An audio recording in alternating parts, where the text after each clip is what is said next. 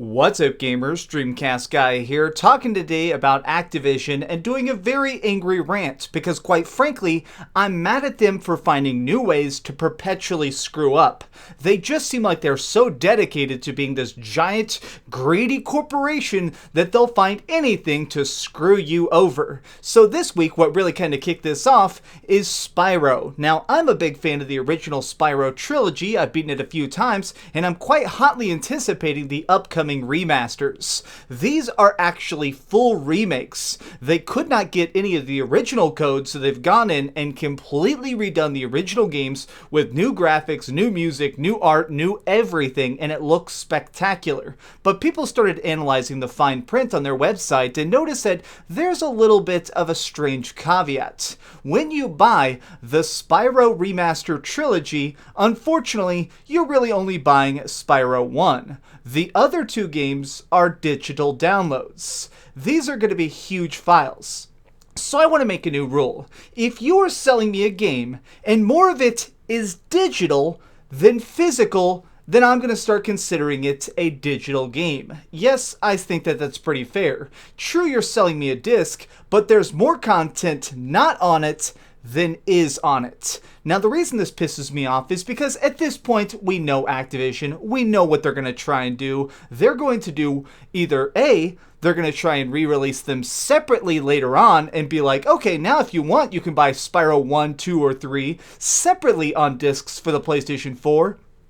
Or what I think is going to happen is, in about a year and a half, they're going to release a giant collector's edition for Spyro that'll have all three games physically on separate discs. You know what? I'm calling BS on them. They're claiming that these games won't fit on discs. You know what? Blu-rays are massive. They are humongous. You can fit gigs and gigs and gigs of data on this. So the fact that you're just not putting them on there is because you're trying to grab cash. Let's widen the scope on this rant a little bit, because when it really comes down to it, Activision finds new ways to poison everything they touch. So, before I really get into this, I actually wanted to try and be honest and go, alright, let's pretend to be a journalist for a second and let's actually ask Activision themselves. So I reached out for comment and said, hey, can I get one of your executives to actually explain to me why exactly you guys seem so obsessed with over-monetizing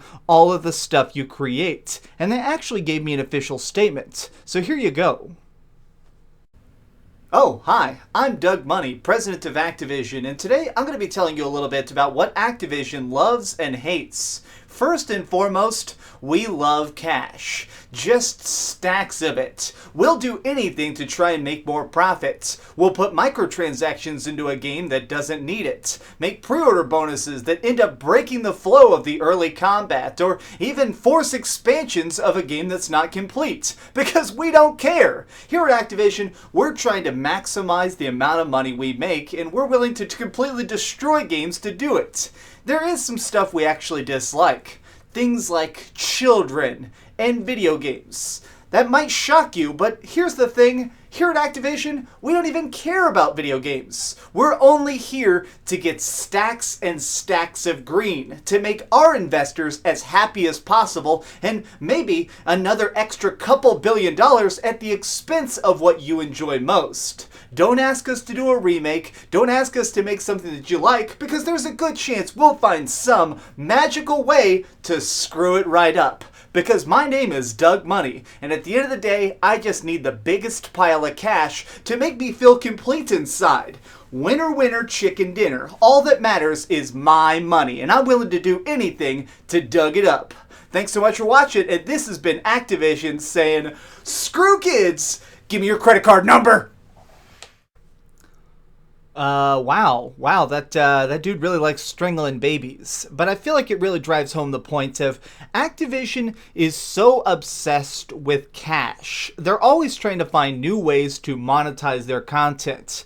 And I really started to think about the fact that over the years, they've actually ruined a lot of the things I specifically like. Right after high school, me and all my friends were really addicted to World of Warcraft. It had just come out, and we ended up playing it all together for years. We had a huge guild called Downfall, and we were some of the top PvPers in the entire world. We really prided ourselves on being the absolute best at hunting down and killing other players. And it was super, super great. But over the years, there was something interesting, which is that Blizzard was really slow about coming out with new expansions. They actually waited 3 years between the launch and the first expansion because they wanted to make sure the game was as good as possible before they tried to get you to basically buy the game again. But once Activision started taking over and they did the big merger, we started getting expansions quicker and quicker. Now what really got me though is that they decided that there just wasn't enough people playing. 10 million players was considered paltry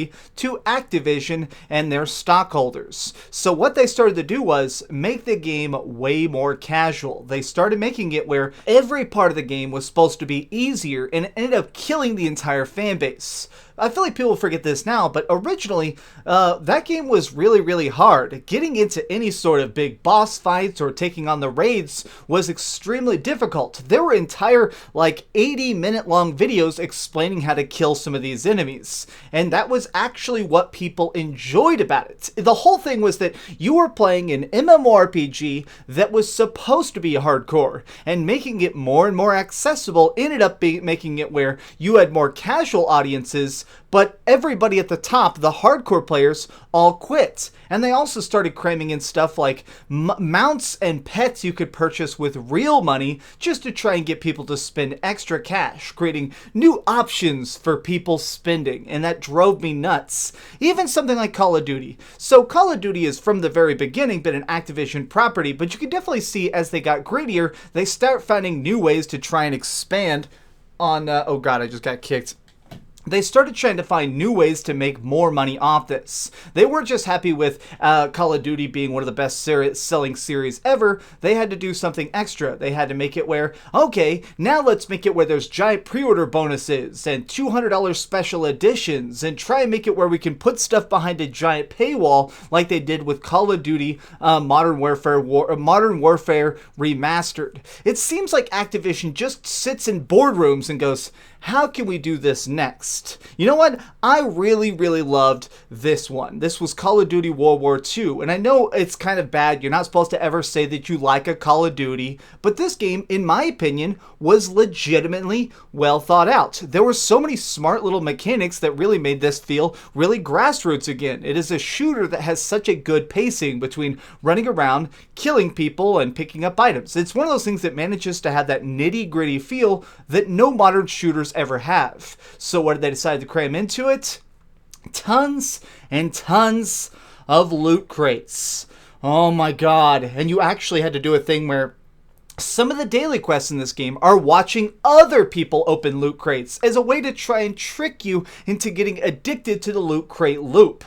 Activision is just so greedy, they don't even know what to think of. You know, I'm actually going to say one last thing that's probably pretty controversial in this video before I wrap it up, which is that I truly believe that Destiny should be an amazing game. I honestly believe that Bungie knows what they're doing. They made Halo. These people clearly know what the heck is up. If you follow any of their developers on Twitter, they are clearly some of the most brilliant designers on the planet. They know what it feels like to properly fire a gun and how to write good plots. But the problem is, they constantly have these giant overlords forcing them to hit new deadlines. Deadline, deadline, deadline. That much pressure is going to kill anybody's creativity. You guys know I'm absolutely obsessed with Final Fantasy. It's my favorite series of all time. But if suddenly someone walked into my office and said, look man, you have to make 11 videos about Final Fantasy before the end of the month,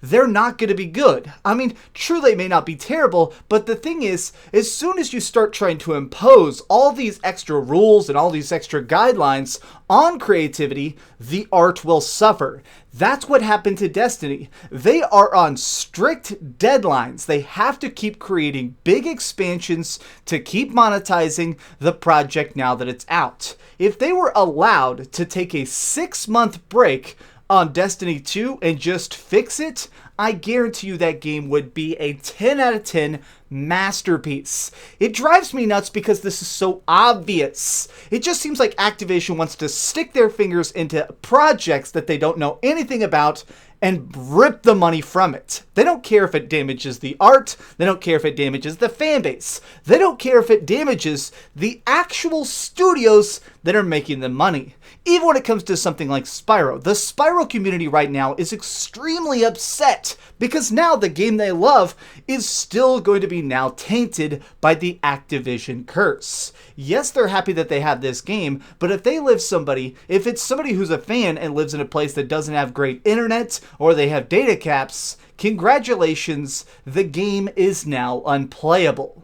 Activision, why do you keep doing this if you know that the result is going to give you more and more backlash?